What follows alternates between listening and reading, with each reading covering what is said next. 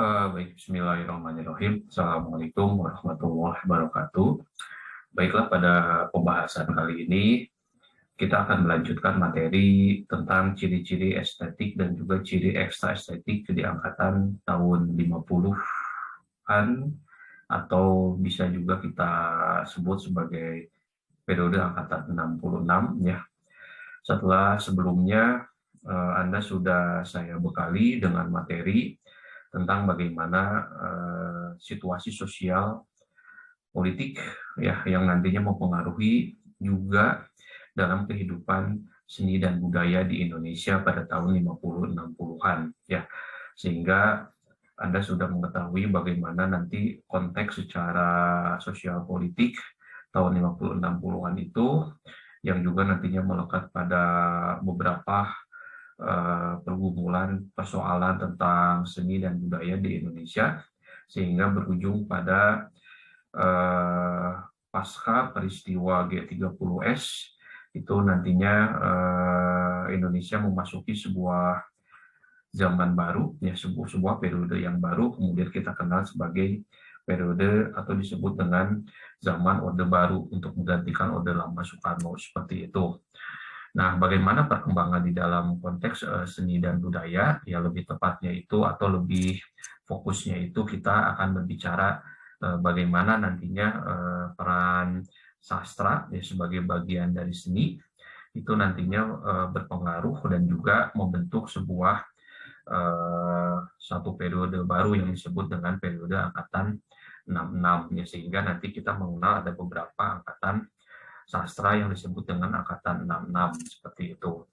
Nah, kita lihat bagaimana ciri-cirinya ya. Nah, bagaimana ciri-cirinya di angkatan 50 atau kita sebutnya sebagai angkatan 66. Jadi seperti yang sudah saya jelaskan tadi di awal bahwa angkatan ini muncul sebagai respons dari pasca peristiwa G30S, lalu berikutnya yang menyebabkan runtuhnya pemerintahan Orde Lama sehingga zaman berubah, lalu dalam bidang seni budaya ada angkatan 66, dalam bidang politik kita mengenalnya ada eksponen 66 yang beberapa orang-orang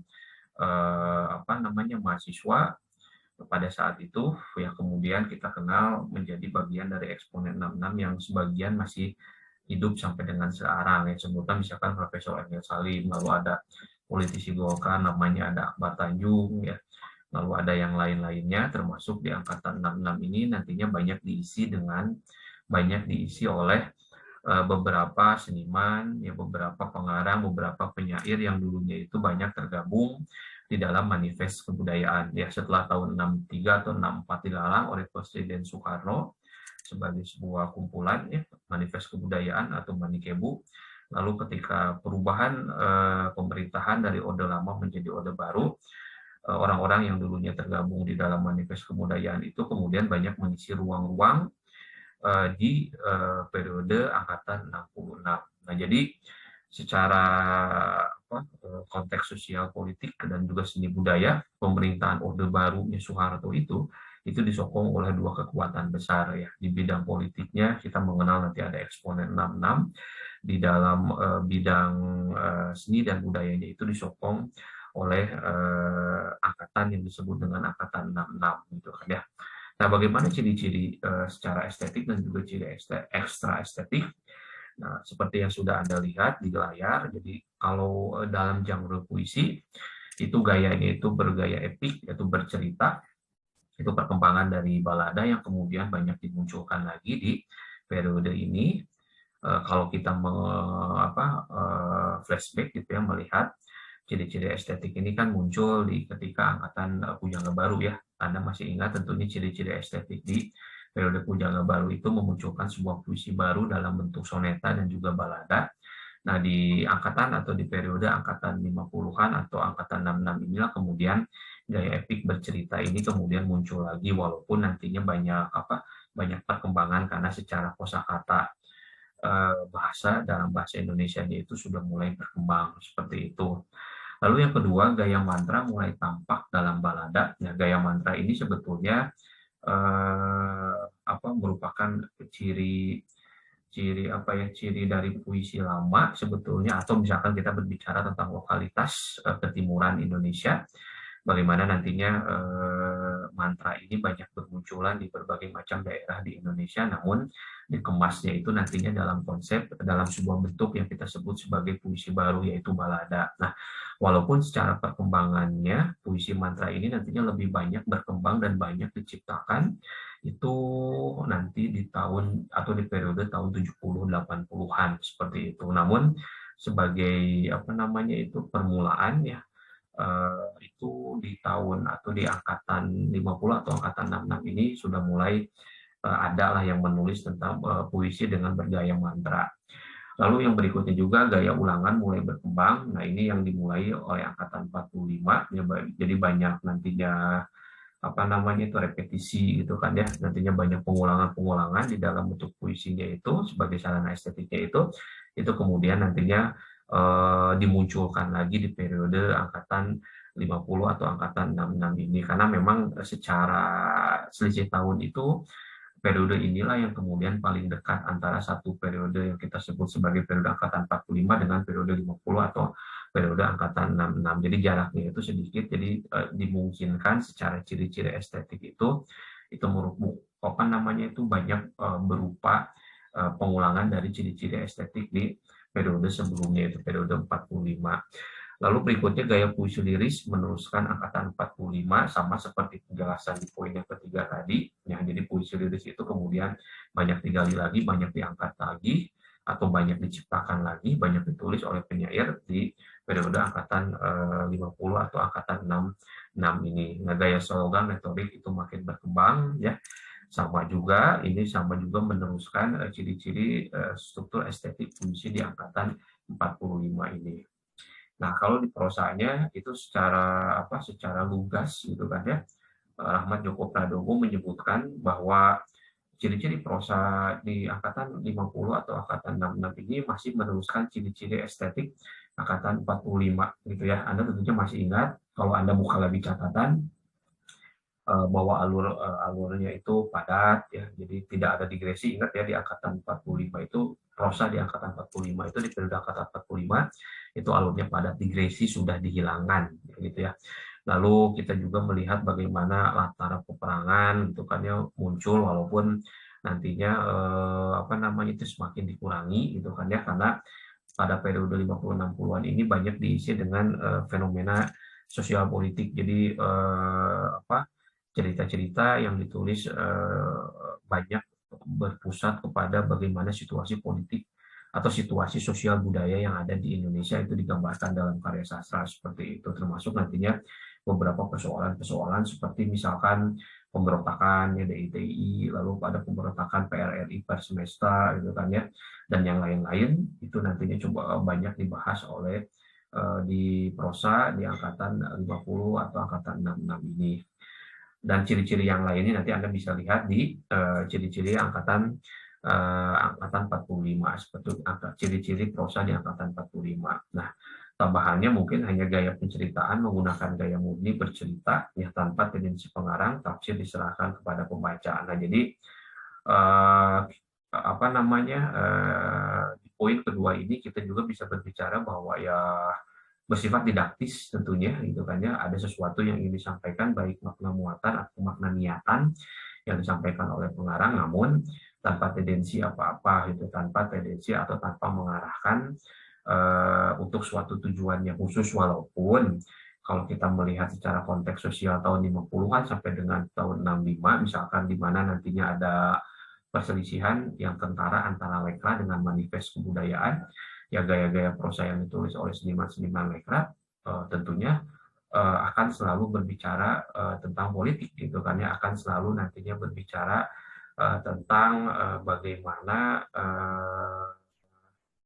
arahan dari partai gitu kan yang berafiliasi dengan partai Lekra, berafiliasi dengan Partai Komunis Indonesia, itu dituangkan dalam bentuk karya sastra, karena intinya kita perlu ingat bahwa Eka itu selalu berpendapat bahwa seni untuk rakyat, sedangkan manifest kebudayaan itu seni untuk seni. Nah, mungkin di poin yang kedua ini, ketika dituliskan tanpa tendensi pengarang itu sudah nantinya lebih kepada ciri khas angkatan 66 ya, di mana semua yang berkaitan dengan Partai Komunis Indonesia ketika zaman Orde Baru itu sudah mulai nantinya dilarang, sehingga gaya-gaya penceritaannya pun itu nantinya pure berbicara tentang bagaimana seni gitu kan ya, tidak nantinya bercampur dengan unsur politik dan lain-lain seperti itu. Nah, kalau di ciri-ciri ekstra estetiknya, jadi di puisi ini nantinya banyak menggambarkan tentang gambaran suram penderitaan hidup manusia. Nah, kita kembali lagi bahwa kepada sebuah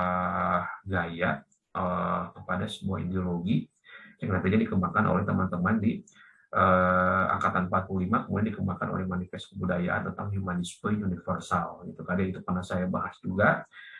Jadi ya semua yang berkaitan dengan manusia dan kemanusiaan secara universal gitu kan, itu kemudian digambarkan, banyak digambarkan di dalam puisi-puisi di angkatan 50 atau angkatan 66 seperti itu. Tadi seperti yang sudah saya jelaskan juga, mengungkapkan masalah sosial seperti kemiskinan, pengangguran, kaya versus miskin, dan lain-lain ya. Karena pada masa inilah kemudian secara ekonomi itu kan kita itu masih pada tahapan sedang masa membangun gitu kan ya, belum ajak, jadi masih nantinya inflasi tinggi dan lain-lain. Pemerintahan masih terganggu dengan berbagai macam persoalan-persoalan seperti masalah sosial, kemiskinan, dan yang lain-lain seperti itu. Nah, kemudian banyak penyair yang menangkap situasi sosial tersebut kemudian digambarkan di dalam atau diceritakan di dalam puisinya ya. Nanti Anda bisa melihat puisi-puisinya siapa? Taufik Ismail ya, karena dari angkatan 66 yang masih hidup sampai dengan sekarang ini, salah satunya itu ada Taufik Ismail, nanti ada Gunawan Muhammad gitu kan ya. Yang selebihnya udah banyak yang meninggal, misalkan kita ingat ada Rendra gitu kan ya, ada Sapardi Djoko Damono dan lain-lain. Nah, itu nantinya beberapa yang tokoh sastra di angkatan 66 yang bisa kita sebut satu persatu seperti itu, walaupun hampir sebagian besar udah meninggal untuk tahun-tahun kekinian. Lalu di poin yang ketiga itu mengemukakan cerita-cerita dan kepercayaan rakyat sebagai pokok sajak balada. Nah, jadi banyak nantinya yang menulis ulang gitu kan dalam bentuk yang baru, cerita-cerita rakyat yang memang menjadi bagian hasanah kesastraan Indonesia gitu kan ya, sastra daerah. Lalu berikutnya berkaitan juga dengan cerita-cerita rakyat yang ada di daerah, kemudian banyak nantinya dimunculkan di dalam puisi angkatan 50 atau angkatan 66 seperti itu. Kalau di di genre prosanya gitu kan ya, baik itu di novel nantinya, baik itu nantinya di roman gitu ya, cerpen, itu nantinya cerita bertemakan perang itu mulai berkurang seperti tadi yang saya jelaskan, bahwa lebih banyaknya itu nantinya mengangkat tentang persoalan-persoalan sosial, politik, dan juga budaya di masa ini gitu kan ya, di masa tahun 50-60-an. Nah, menggambarkan kehidupan masyarakat sehari-hari. Jadi kalau kita lihat secara mazhab ini masih menggunakan nantinya mazhab realisme gitu kan ya, karena menggambarkan kehidupan masyarakat sehari-hari, bagaimana kemiskinan itu digambarkan, bagaimana persoalan sosial itu digambarkan, bagaimana fenomena tentang kaya dan miskin gitu ya, masyarakat kelas menengah, masyarakat kelas bawah itu nanti digambarkan, kemudian yang memunculkan tentang bagaimana kehidupan urban di kota ya, sehingga kehidupan pedesaan dan daerah itu mulai nantinya digarap ulang untuk melihat bagaimana kejomplangan situasi yang ada di kota-kota besar, juga nantinya bagaimana ya, kemiskinan itu atau ya persoalan sosial di desa itu nantinya masih banyak atau masih terlihat gitu kan. Jadi ada pembangunan yang jomplang antara di kota dan juga nantinya di daerah atau kita sebutnya di desa, sehingga nantinya banyak menimbulkan berbagai macam pemberontakan seperti yang tadi saya jelaskan. Misalkan ada DITI di Jawa Barat, ada PRRI di Sumatera, lalu ada Permesta itu di Sulawesi Utara seperti itu, yang itu muncul pemberontakan tersebut karena sebagai respon atas ketidakadilan pembangunan di wilayah kota, tepatnya di Jakarta, di Jawa, dengan di daerah. Nah, poin yang keempat itu banyak mengemukakan tentang pertentangan politik. Nah, itu yang seperti tadi saya jelaskan. Hal tersebut juga nantinya lebih kentara bagaimana nantinya pertikaian, atau kalau pakai bahasa Taufik Ismail dan DS Mulyanto itu sebagai perhara budaya gitu kan ya. Jadi tahun 50-60-an titik puncaknya itu di peristiwa G30S.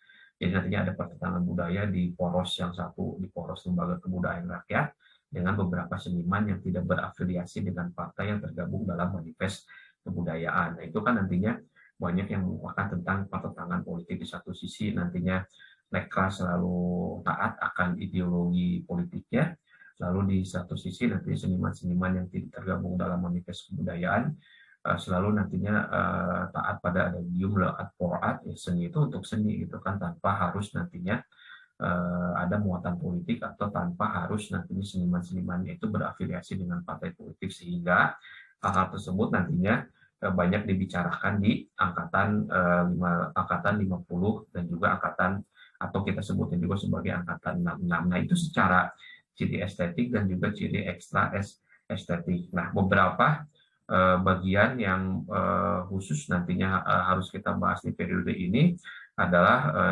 satu, misalkan secara periode angkatan atau periode Balai Pustaka itu di tahun ini, ya tahun 50-60-an ini bisa dikatakan mati, ya lenyap gitu kan ya, walaupun ada beberapa penulis-penulis perempuan seperti misalkan Hamidah Ada Selasih yang masih menulis dan diterbitkan oleh Balai Pustaka di tahun ini, yang masih mempertahankan ciri-ciri yang ada di dalam Balai Pustaka. Tapi itu udah periode-periode akhir, atau masuk kepada masa senjanya seperti itu ya, sebelum mati secara periode.